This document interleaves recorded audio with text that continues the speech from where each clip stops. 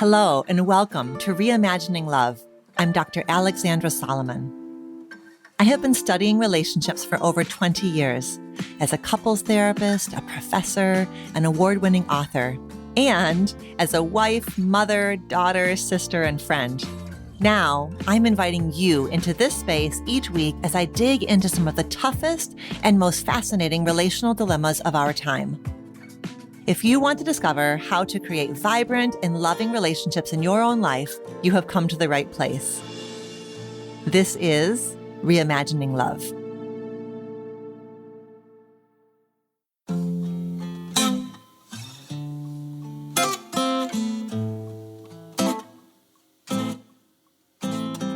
Hi there, and welcome back to Reimagining Love. There are a few things I think we can all agree on right now. Number one, we are living in a very polarizing time. Number two, it's hurting us. And number three, the way that we talk about politics is broken, given that we're all living in different information orbits. Well, today's guest is the brilliant Mónica Guzmán, who offers us some hope for the relationships in our lives that have suffered as a result of this polarization. And she offers us the perspective that we need to help us perhaps find some ways to stay grounded, even as the structures all around us fiercely demand our attention and invite our reactivity. Mónica Guzmán is a bridge builder. She's a journalist. She's an author who lives for great conversations sparked by curious questions. Her best-selling book, I Never Thought of It That Way: How to Have Fearlessly Curious Conversations in Dangerously Divided Times, has been featured in the New York Times, the Glenn Beck podcast, and Reader's Digest, and it was named one of the 10 best books to read before college by U.S. News. Mónica is the founder and CEO of Reclaim Curiosity, and she's an advisor for Braver Angels, the nation's largest cross-partisan grassroots organization working to depolarize America. She serves on the board of directors for the Viewpoints Project, a nonprofit dedicated to improving capacity for curious approaches to disagreement in educational settings. And she's the host of A Braver Way, which was a podcast that in the run-up to the election equipped people with the tools they needed to bridge the political divide in their everyday lives.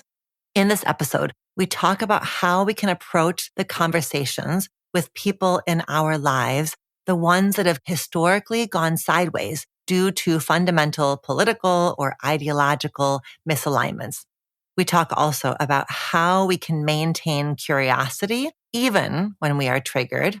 And we talk about how to expand our capacity for discomfort and challenging viewpoints. And of course, I had to ask her about the world of dating, particularly online dating, where people can now display their political affiliations on their profile and the implications that that has for how we connect with other people. I really love Mónica's invitation to not necessarily seek to change other people's views on the issues, but rather that we seek to change our views of each other. And I love how she helps us see that, this is my favorite quote of hers, engagement is not endorsement, as we work to enter into curious dialogue with the people in our lives and to perhaps notice the ways that we are not as divided as we believe that we are. I hope today's conversation is going to inspire you to have curious conversations of your own, and that it will help bring a bit more ease and groundedness and openness to your life. I know it did for mine. Let's dive in. Mónica, thank you so much for taking the time to be here. I saw you speak at Psychotherapy Networker with Esther Perel and Bill Doherty, and I was just blown away by that entire keynote. It was so mind-opening and heart-opening, and I think I didn't even waste any time. I found you later that day. I was like, will you come be on my show? Yeah, I remember that. That was so fun. I'm so glad you're here. Thank you. Thank you for having me. And I love the subject of your podcast. And yes, these are the sorts of conversations we need to be having more. Absolutely. Absolutely. Okay. So by way of getting us started, I would love for you to talk to us about how you are reimagining love in one of your important relationships these days. So I'm thinking about my family. I have a husband and 2 kids. And there's 2 ways that I feel like I'm actively reimagining how I love them and what that is in our relationships. And one of them is very secular, and one of them is a bit more spiritual, even though I'm secular. So the secular way is this quote that I saw in a book by Adrienne Marie Brown called Emergent Strategy that's just been in my head. This is a bit of a paraphrase, but it is what you pay attention to is your life. What you pay attention to is, it's not just that it is important, what you pay attention to is your life. And in recent months, I've been more aware of what I pay attention to and what I believe it is that fills me up and is the thing that I want to embody or be around or be, really. And so that has led me to approach my family with a lot more presence. I'm that person who when I'm working or thinking about work, I'm on my phone, I'm really focused on that. And so one of my kids will come up and they'll say, "Mommy," and I'll still be looking at my phone, waiting for them to tell me something that makes it clear to me that it is worth me detaching from my work to look at them. That has changed. I am now looking at them because they say mommy, and that's enough. That's them. They're my life, and I'm going to pay attention to them. So that's difficult, and it is shifting, and it's so much better. I used to be much more irritated in that moment, and now that's gone. What I love about that is there's an ease to it because because there was some cognitive and emotional labor when you were discerning whether or not what this one wanted was going to be, was going to take you away from your work or not. And so now there's no thinking. There's no thinking. You just hear the mommy come in and you reorient. So that's, oh my gosh. I love that you pointed It's that out. beautiful. You're right. I hadn't thought of it that way, but yeah, you're right. It's easier actually to just go, I just gotta look at them and that's the end of that. Yes, you're at their mercy now, and they Yes. may, they're going to know that and potentially really love that. Exactly. So the other one came from 2 sources and sits in my heart in its own unique way. But one was meeting with my good friend Steve, who is a colleague at Braver Angels, and maybe we'll talk about what that is. But he and I were once talking, and he's Christian, and he told me that one thing that gives him a lot of life and in love is the quote, "You'll never get closer to God than the people he puts in your life." You'll never get closer to God than the people he puts in your life. And I'm not a theist. I don't believe in a God, at least not currently. But that clicked. That landed with me. You'll never get closer to God than the people he puts in your life. I was like, yeah, that's right. Oh. So, and I connected that with, I traveled with a group of Quakers recently. And Quakers are so fascinating spirituality and religion. And one of the things that they believe is that there is that of God in every person. So it's a sense of there is something so, divine, or if you want to put it in a secular way, just so unbelievably pure and essential and not just good, but sort of like a good that's beyond good and evil. Like just this thing that is so precious and lovely in every person.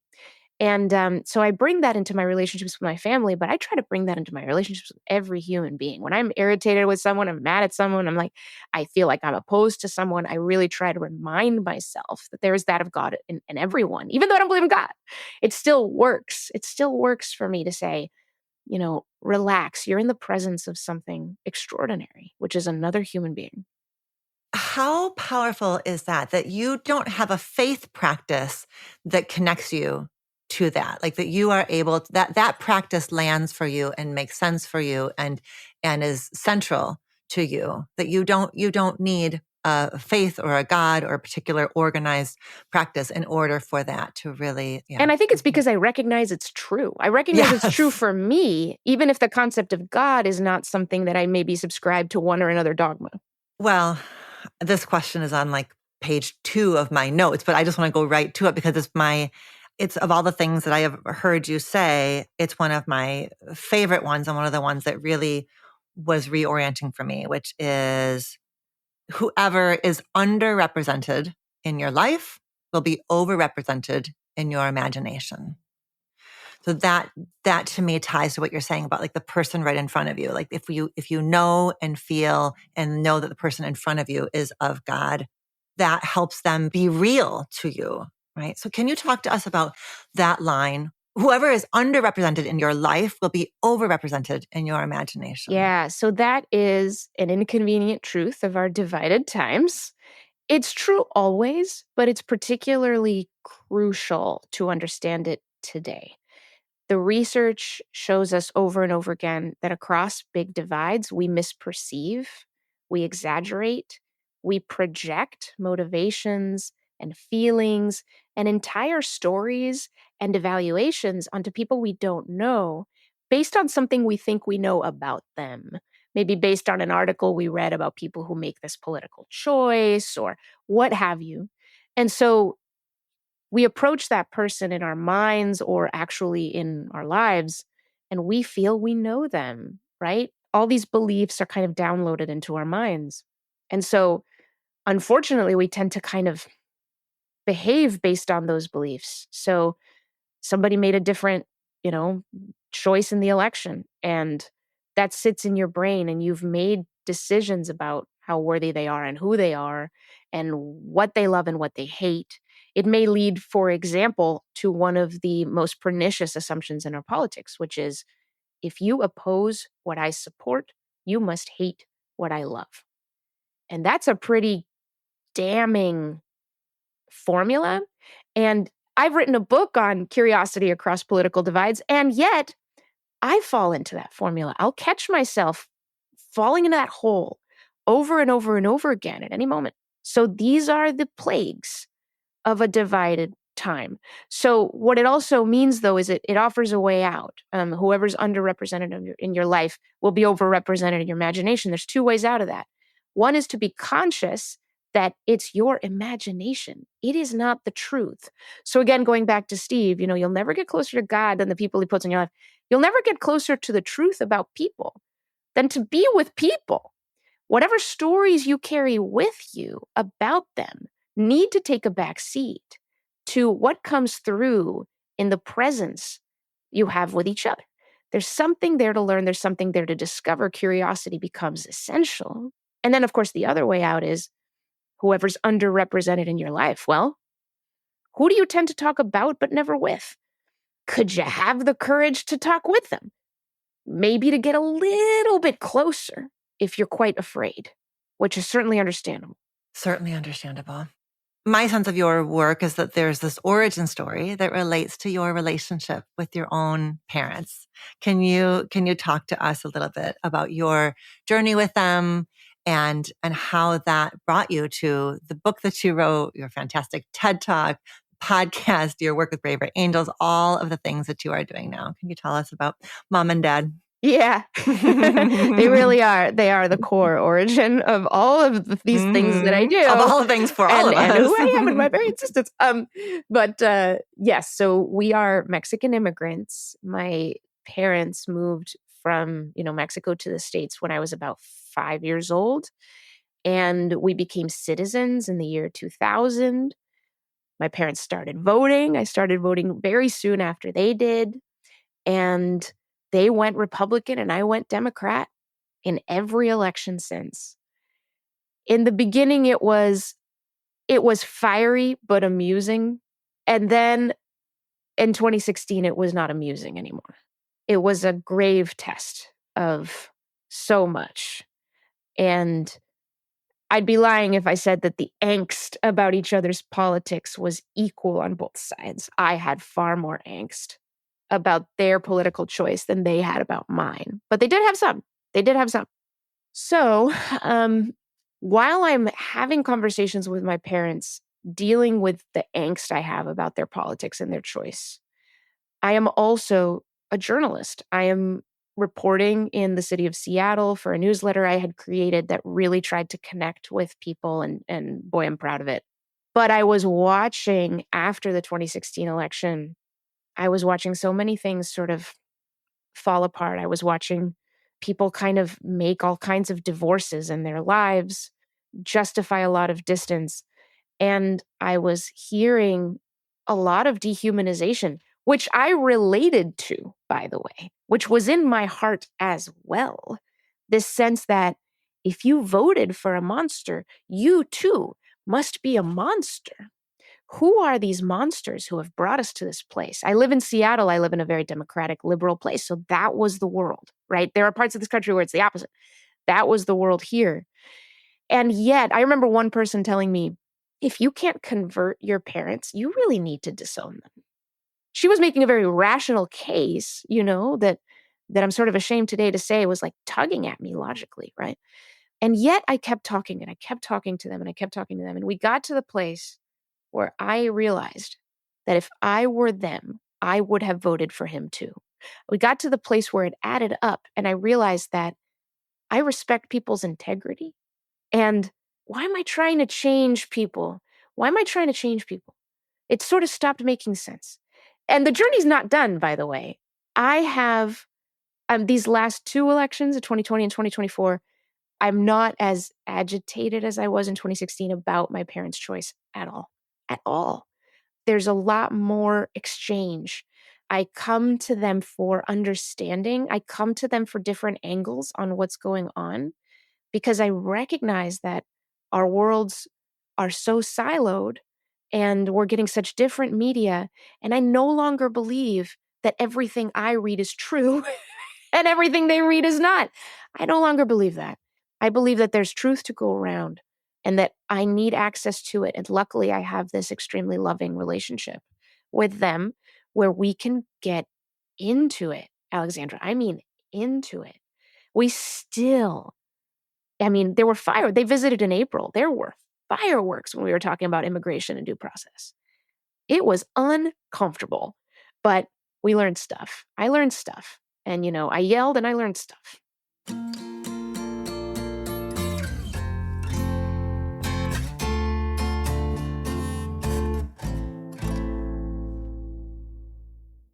The journey from 2016 to this moment with your parents, you said you are less reactive. You were less reactive in the two more recent election cycles, not because the topic has gotten easier, but because you've gotten more practiced, because the three of you are more practiced. Is that what it is? Yes. And sort of that contrast and that journey within my family led to this obsession for me where I sort of thought, wait a minute, we can do this. There are skills, there are tools, there are things you can do in the heat of the moment. There are ways to think about what you understand and don't understand, what frustrates and confounds you, and even what scares you. There are ways to respond to that rather than react. And they can change everything. And they can lead you to learn things you didn't know. And it's actually kind of awesome, even when it's really not, And I said, I got to do more research on this. And that led to my book. I never thought of it that way, which came out in 2022. It's not gotten easier at all. But the need for these tools has become greater and greater and greater and greater, not to mention people's rationalization for throwing the whole project out the window. Okay, so that's what I want to ask you next. I'm like thinking about the listener who's like, but Monica, it's so hard. And there are other things that are hard. And I have energy and my energy is going in all of these different directions. And so to stay engaged in conversation with that family member or that friend is really hard. What do you want to tell them? What would you want them to remember or know or trust? Well, first, they're right. Yeah. It is really hard. Yeah. Hard things, a lot of good things are hard. That's what it is. It's so difficult to speak generally about this because people are in such different situations, right? And we know that there's a line beyond which trying to engage on something really hard in a certain moment or within a certain relationship, which has a certain amount of baggage or triggers you in a certain way, is just probably not the best choice, right? I can't look into all of our listeners' hearts and situations and lives to tell them, go this way, go that way. That is something any of us need to just kind of know. What I do insist on is, and maybe coming back a little bit into, people, there's something quite precious in each of us, is even if it's not this moment, it might be another one. Even if it's not this topic, you might start with a lighter one. There is always something where the risk is manageable. There is always a way in. There's always a place to start. Even when, let's say, you've had ruptures with this person, you've had terrible showdowns and hurtful things have been said.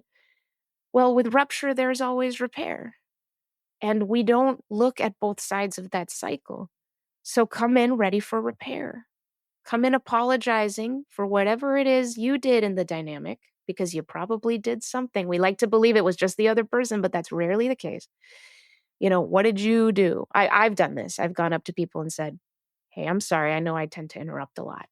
I really actually do want to keep talking about this. And I promise I'm working on listening longer, because you and I are different. We talk in different styles. And I'm sorry that I didn't respect that last time we chatted. And that has worked really nicely. So there's always a way in.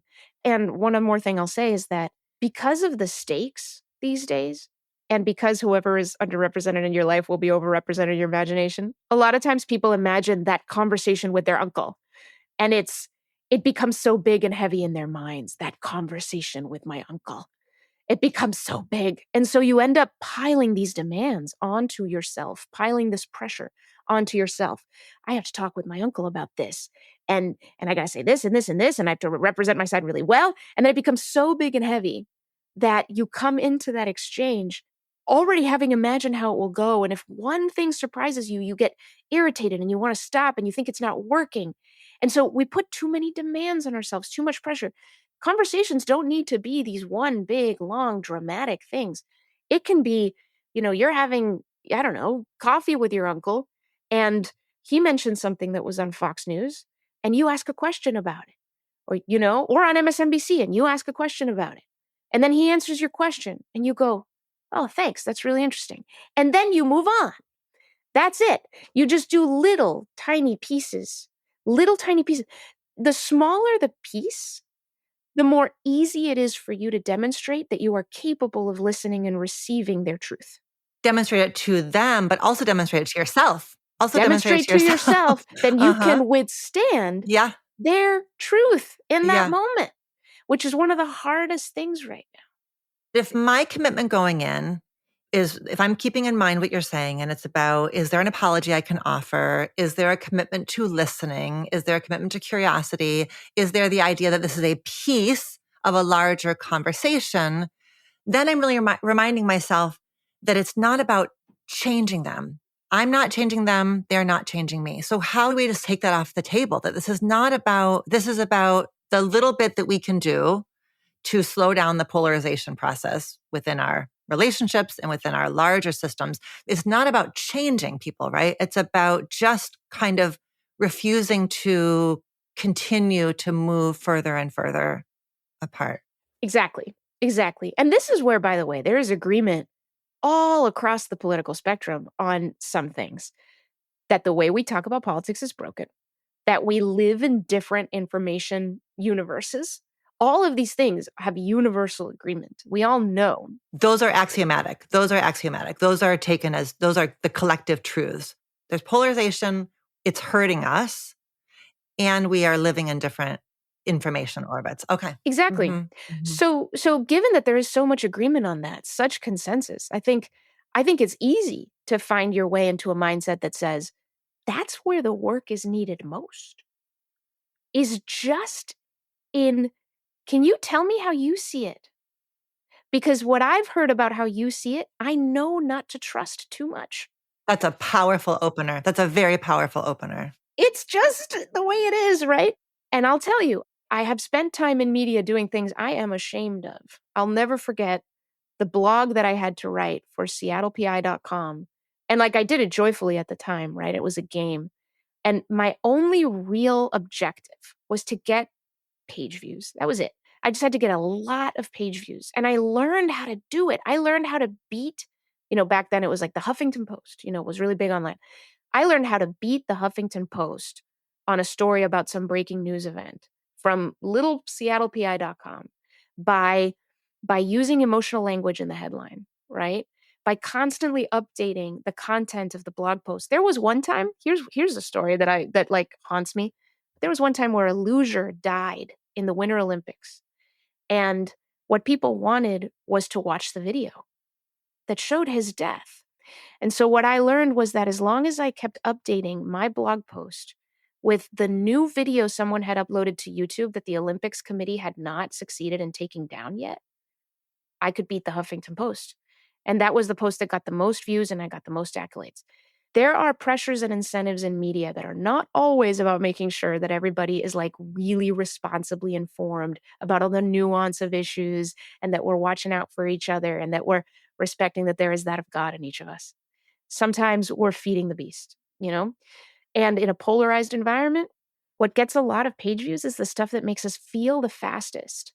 And so you get outrage, you get fear. And that's what pulls you in. And this is not to say, look, I know so many amazing journalists. I am not poo-pooing the industry. Thank goodness for Thank goodness. journalism. Everything it's super That's important, right. but we just have to be aware, that some of them go off our reactivity. And so therefore, what is our primary source? What is our primary source? And like, it's each other. It's each other. As you talk about kind of the way that the polarization is baked into the structures, right? That media is playing into fear to drive engagement, There's a part of me that wants to collapse because I feel like, well, then screw it all, we're all doomed. But there's a part of me that gets more mobilized because it's like, okay, so if we can look at the structure and how the structure is set up this way, then we're actually even more empowered in the conversations that we're having. Like it's a way then to take back our actual power, which is who are the people who are in my direct touch, my direct sight, my direct world. Okay. Yes, and I love the language you used. If we look at that structure, honestly, so much power, I think, is reclaimed by all of us in all of these projects by just looking. A lot of the things in our very quick, fast-paced, busy, tired lives come at us so fast that it's all unconscious. It's reflexive, it's reactive, including the way we consume news a lot of the times, right? We don't even think about it. We just kind of like see a little thing on social media and click it. And our little lizard brains are just taking us place. We very rarely stop and think, wait, what's happening here? What do I get from reading the news? What do I want from reading the news? Now, how do I design my structure to proactively get that? Rather than be carried away by, look, media organizations are desperate for your attention. It's a really horrible cutthroat industry in that the pressures are so high. So you got to have your wits about you. But yeah, and same with our own conversations. Same with our own conversations. We can get reflexive, reactive, carried away. The second that, my mom or dad mentions a certain thing that something in me just goes, in that moment, I can throw away all the tools I've learned and say something horrible. It's that powerful, you know? So it's about the practice of coming back to a sense of groundedness. Wait a minute, who am I? What am I here to do? Who are they? Do I love them? Yes, okay. Slow down. Slow your roll. What just happened there? Can you tell them? Which I often do. I tell them, wow, that was hard to hear. I got to tell you guys, that makes me super uncomfortable and I have lots of questions. But can you say a little more? Because they can tell. I'm an open book. If you talk with me, the moment I get pissed. The very moment. I can't hide it from you. So I have to have the strategy of telling you what's going on, right? I am laughing because I love that when you get triggered, what you say is, I have a whole bunch more questions. Like if we all could do that with our triggeredness is like, because what you're saying is that what you have learned about your activation is to double down on your curiosity.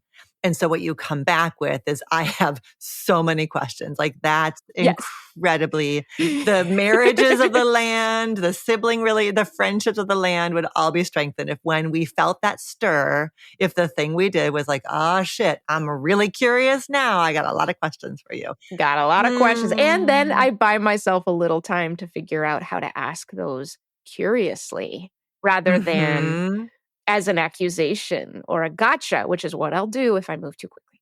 That's right, because all questions are not created equal. No. A lot of questions are not even curious. They're not actually driven by trying to learn something you don't know. How do you know for yourself when you're actually asking a curious question? Oh, in the moment, in the heat of the moment, I have to kind of detect the edge, If I'm trying to get them It's almost never a curious question. Mm-hmm. You know what I mean? Mm-hmm. But if I'm relaxed enough and if I've let some things mix and mingle in my mind, then I'm able to identify the gap between what I think I know and I need to check out, or what I don't know and what I want to know. Just there's a gap there. Wait, what led you to think that in particular? You know? Wait, how did you get from here to there? Can you tell me about that journey? Right? Instead of, "Well, how could you believe something so, choose your ism, sexist, racist, blah, blah, blah, blah, blah, you know? Which from the liberal to conservative end, it's often cloaked in one of those labels of evil that we give Yeah. to Yeah. everything, Yeah. Yeah. which is so dumb. It can come off as that kind of reaction. Right. That is where us progressive folks tend to go. And I remember hearing Bill Doherty say that that's blue's condemnation of red is that it's about evil. And then red's condemnation of blue is that it's crazy, that we're crazy. That we are, pretty contemptuous, that we're elitist. Yeah, that we're not listening, that we think we know everything, and that we're crazy. We've completely lost our sense on some really common sense stuff. We're off in our like ideological, conceptual, sometimes overly academic worlds using language that makes no sense and trying to get everyone else to use like it just yeah, conservatives are like, whoa, you all lost your mind. Like when they're really agitated, they just think like, where are you coming from? This is idiotic. So then they get, there's a writer, Jonathan Rauch, who put this really well. He said the dominant emotion on the right is anger and the dominant emotion on the left is contempt. And, not to say that that's always true, but I was like, oh, that tracks. That tracks. Folks on the right, and you'll see this in the media, the anger can be really blunt and really palpable and right out front. On the left, those of us on the left have this kind of tendency to say, well, because our media is just so much more calm sounding a lot of the time, that means it's better. And it's like, well, be careful because I've seen a lot of media that is very civil sounding on the left, at least in tone, that is utterly condescending of perspectives on the right, incredibly incurious and arrogant. So humility, man. Everyone needs humility in spades. Okay, well, here's a strange place to take that observation, which is when I'm sitting with a cis hetero couple, especially one that has been rather gender normative over many years, his go-to emotion, when he gets activated, he gets angry in ways that look very traditionally angry. And she gets kind of this veneer of calm, but she's cutting you. Like she's killing you before you even know you were dead. Like she just is, it's coming through, but it sounds real nice. So Sounds nice. Contempt is often, I think, it's sort of the predominant emotion of those who have experienced disempowerment, who've had to come at things in a sideways kind of a way. Oh, that's interesting. Yeah, I hadn't thought of it that way. I think that's interesting. Yeah, one thing I appreciate about anger on the right is at least it doesn't hide itself. At least it's just being itself. It's just purely mad, and you know what they're mad about. And there it is. On the left, it's like anybody's guess. It's like sometimes it's just a little bit hidden. You don't really, really know what's going on. And it's layers and layers of stuff. But yeah, you can, diagnose all things all the way down, and it's all speculation anyway. What do I know?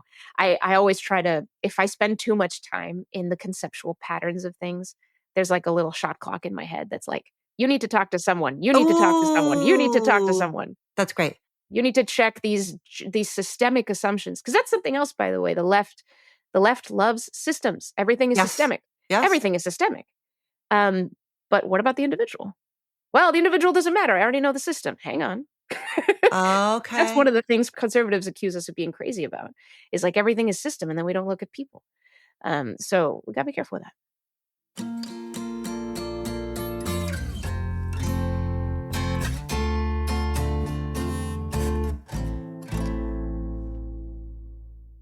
Can we talk about dating? Because the numbers are getting, more and more. I just was looking last night and OkCupid, gathered some data this year in May and found that 6 in 10 women around the world wouldn't date somebody with a different political affiliation. And in the US alone, it's getting closer to 7 out of 10. And dating apps, have the ability now to kind of filter out, filter in. How does your work help us make sense of this? And what are your thoughts on somebody who's looking for partnership, kind of where you'd want them to put ideology in their quest for love? Oh, interesting. Oof. Well, I think it's hard to talk about this without talking about the fact that, dating has changed so much in the last generation from previous ones in that you can now have the whole breakdown of somebody else's self-definition before you even meet somebody. And so that introduces all kinds of things because I don't know about you all, but I'm a mystery to myself most of the time. I take quizzes every now and then online to see where my politics even are, just to check. Am I still moderate Democrat? Okay, apparently. Although according to this quiz, I'm a little more left or it's like, what do we know about ourselves? Well, once you put it in a profile, it becomes real. You reify these self definitions. And so then that gives a lot of strength to those labels.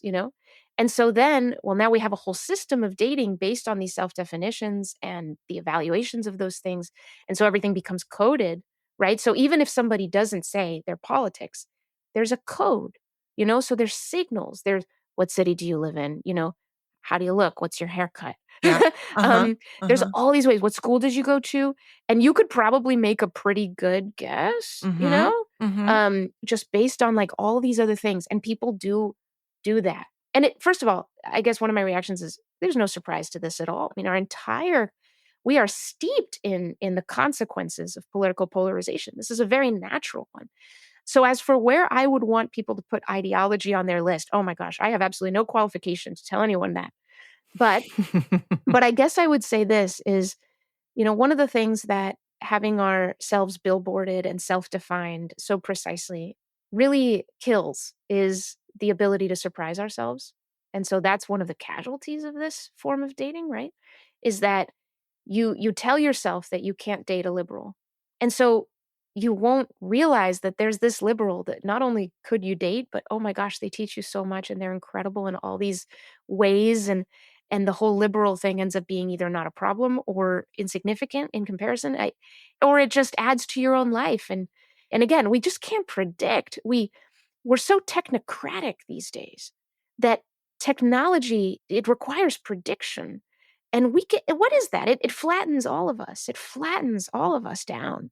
So yeah, the ability to surprise ourselves goes away. So I guess all I would ask is people to try to keep that in their lives one way or another. You see a profile and man, you're worried about that political line, but everything else is calling to you. Don't say no.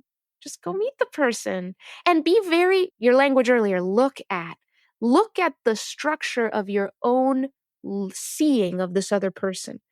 Look at how afraid you are of the signals about their politics. Look at that. Notice that. That lives in you, not in them. That's in you. That has nothing to do with them. Notice that, learn that about yourself, right? And just trust the flow of conversation for the discovery. A lot of folks, because of the consequences of toxic polarization, when they get together with a stranger and there's something about the context of their union where politics is even slightly present, people have to know. People have to know. They'll find some polite way. So who'd you vote for? Did you vote for? We have to know. And as soon as we know, and if it's not the answer we want, we're like, I have to panic. go. So we just look at that. And that's not true of everybody. Right. There's some folks who look at all of this toxic polarization stuff and they're like, wow, that's not happening to me. Lucky folks. Yes. Right. But Right. Right. it's there inside of a lot of us. What I'm thinking about as you talk us through all of that, which is so important and so good and so challenging, is it's like, I guess what I worry that we're doing in saying, I need to date someone who sees the world the same way that I do, is what we're giving ourselves a message about ourselves that I can't tolerate. Like, I don't have the capacity. We're making a judgment about the other, certainly. Like, I don't like people like you, or I'm not interested in people like you, but we're saying something to ourselves too, which is that I actually can't. I couldn't do it. And what you're saying is there actually, you might be able to. Yeah, you could surprise yourself again. But because everything in a profile is supposed to be self-defined, there's this implicit notion that we need to be very confident about these things. And so draw hard lines. The word boundary is like a very popular word. Set your boundaries, everybody. Uh-huh, If you set your boundaries, you're doing this life thing well. And if you're unsure about your boundaries, well, get more sure about them, right? That seems to be the implicit signal I pick up, is like, you will be strong if you know your boundaries. Well, I better get to know my boundaries. Yeah. Like in March at the conference, you were talking about a little sticker that you had seen, for like a little laptop sticker that said, "May the bridges I burn light my way." And that for you is really unsettling that it's very unsettling. Yeah, that we're celebrating yes. that. Mm-hmm. But I understand why it's empowering. 100%. I understand. It's like, it's so many of the most incredible concepts and mysterious concepts in our lives are true in both directions, right? Mm-hmm. But yeah, that is super empowering because, boy, freedom, self-determination, these things matter. We feel a lot of power when we can do what we need to do. Well, and there's a fear, at least maybe both sides feel this, but I know that there's a fear of, if I stay curious about people who voted the other way, or if I am public, that there's a fear of rejection of my own side, right? That you Absolutely. have another line, which is engagement is not endorsement. Engagement is not endorsement, but we lose sight of that. Oh, all the time. And the only reason, so look at the word endorsement. Endorsement is not just about me and me. It's me and others. Endorsement is how my beliefs are viewed by others. So it's all about that. It's all about how we're viewed by other people once endorsement comes in. So engagement is not endorsement is sort of an implication of how unfree we actually are. May the bridges I burn light my way because I like to be self-determined and all of that. But endorsement, I don't want people to get the wrong idea about the things that I like on social media and the questions I ask. And what if they think that I think that? That's a lot of fear for someone so liberated. Yeah. Yeah. Like, let's look at that, let's notice, let's look. We are so afraid of how we're perceived by others. And look, I don't mean to demean this either, because once again, oh my gosh, I've made so many decisions based on fear of how it will be viewed by others. And we're social creatures, and we're built to that. We've evolved, survival. Frankly, I mean, it's evolutionary. Survival is survival. Social survival is survival. Belonging is not just a nice to have. It comes back from when, like, if you weren't down with the tribe would kick you out and you'd be killed. Like you'd be dead. This is actually really carnal. And it's hidden deep in us, but it is in constant tension with a sense of liberation. Are you thinking for yourself? So what does that mean, right? And when you take actions to not say what you really mean, or to accommodate what others expect you to say, right? Then are you being yourself? And that tension will arise. There's moments and opportunities for courage in those tensions. And it's very, very hard. But yeah, engagement is not endorsement. If I am asking a question of someone because I am curious, and that person is someone that a lot of people on my side think is terrible and harmful and blah, blah, blah, blah, blah. Yeah, then what do I believe? What do I believe? Because that's what matters most. And if I believe that I am asking a question and that I am engaging a human being because I'm curious and I have the right to do that, then, and others believe that she's asking a question because she's in bed with this guy, that's their problem, not mine. And it can be really hard to remember that. But that's their problem, not mine. But I avoid spaces like social media these days. That's what I was just thinking about, because it's real, right? The comments and the pushback is real. There are times it's imagined, certainly. And we see, even if it's not us who's being criticized, we watch how people are criticized in these very anonymous forums, where people are hiding behind their screens. Absolutely. And there's so much, we talked earlier about how many of our interactions are kind of unconscious and reflexive. Social media is so chock full of those. They come at you at like a mile a minute. It's just so many, right? You're scrolling, you're making decisions about people, you're evaluating and making judgments that all get hard coded into your brain. And, and you don't even realize you've made 1,000 in a minute, And then here you are in this space where those judgments have created the ethic. They've created the culture. So it can feel very much like, a response to somebody that is curious, instead of condemning, is already like too much. It's already going to bury you. And again, even in those spaces, that is not true. Even in those spaces, engagement is not endorsement. But because You are not a person in that space. You are a bunch of words next to a photograph that may not even be of you. And all these other people are kind of, who knows, like some level of anonymous or at least obfuscated. Then everyone's just going to throw their id at each other. Everyone's just going to be children. I mean, I've talked to so many people who are so incredible in person, and they're so empathetic and they're amazing. And they watch themselves on social media, and like some of them have come to me in tears going like, I don't know what comes over me. I don't know what happens to me. I don't know why I said that. Just like the point you're making before about when you kind of drift off in your own mind about the systems and you get really esoteric, then that's your cue to get back in front of a human being. I think that's another cue, right? When you find yourself having the majority of your conversations screen to screen, comment to comment, that's the time to get back into conversation.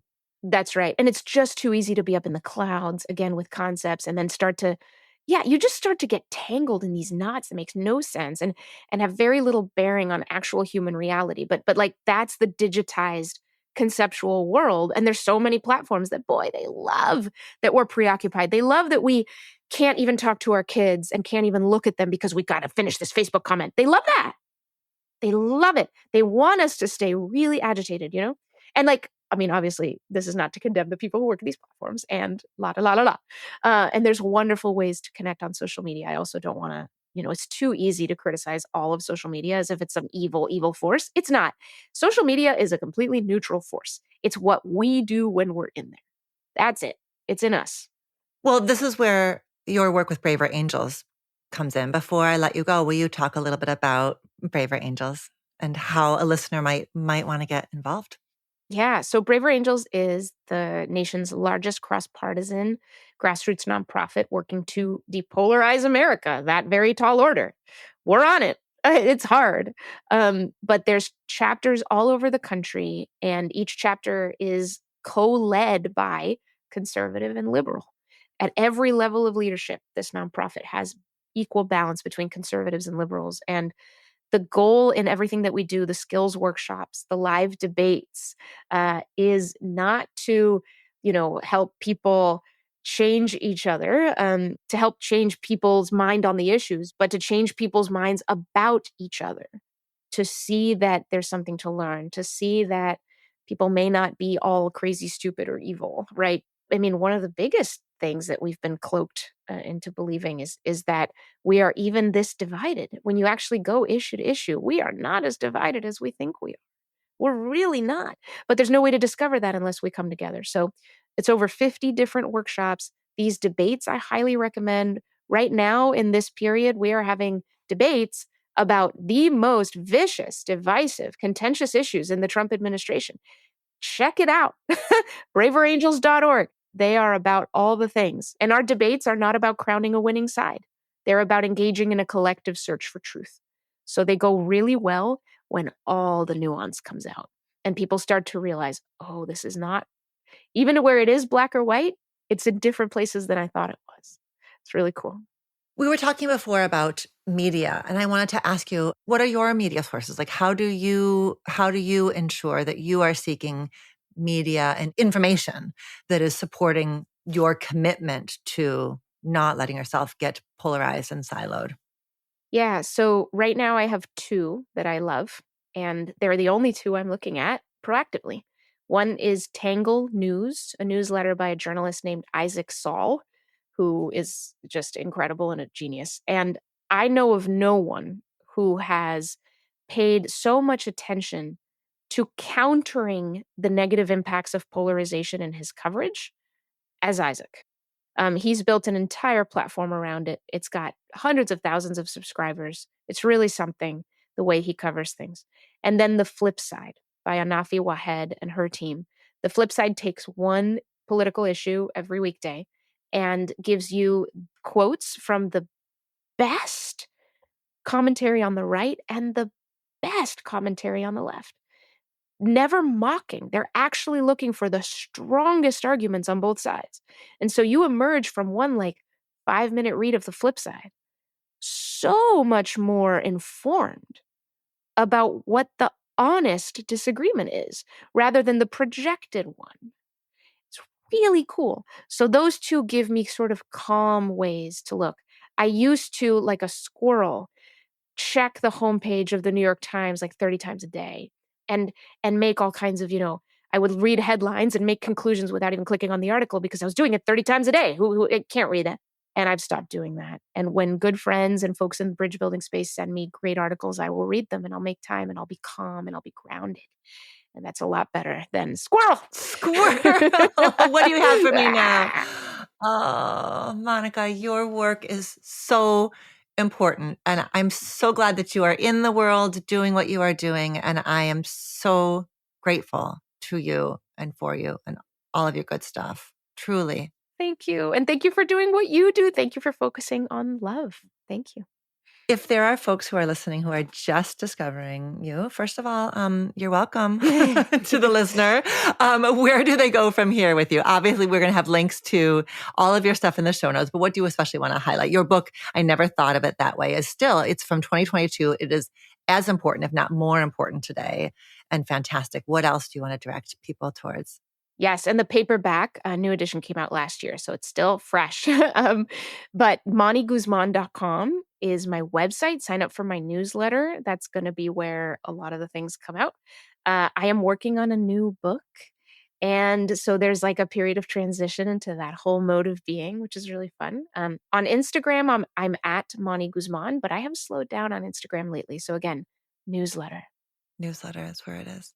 Can you tell us anything about the next book, or is it too hush-hush? What I know for sure is that what curiosity was to the first book, courage is to the second. I'm Okay. going to need to do a lot, and I am doing a lot of studying of fear. Well, we're going to stay tuned. All right. Thank you, Monica, so much. Well, thank you.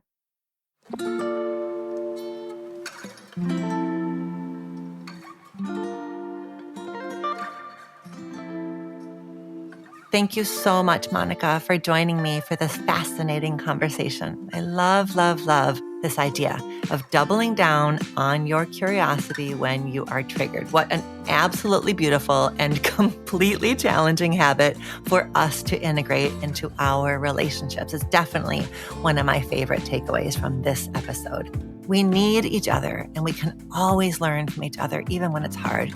And curiosity is our best tool. So, to learn more about Monica Guzmán's work, make sure that you check out the links in our show notes. Until next time, be well. Thank you for listening to our show. Our producers are Elizabeth Vogt and Mary Chan and Katie Pagich of Organized Sound Productions. Our theme music was composed by Slade Warnkin. The show is executive produced by me, Dr. Alexandra Solomon. Do you have a relationship question that you want answered on the show? Visit reimagininglove.com to send in a written or audio question. Questions can be about intimate partnerships, family relationships, friendships, you name it. If you're looking for more love and relationship content, you can find me on Instagram at dr.alexandra.solomon or visit my website, dralexandrasolomon.com, where you'll find my blog as well as the Intimate Relationships 101 e-course based off of the popular class I teach at Northwestern University. Thank you for listening, and see you next week here on Reimagining Love.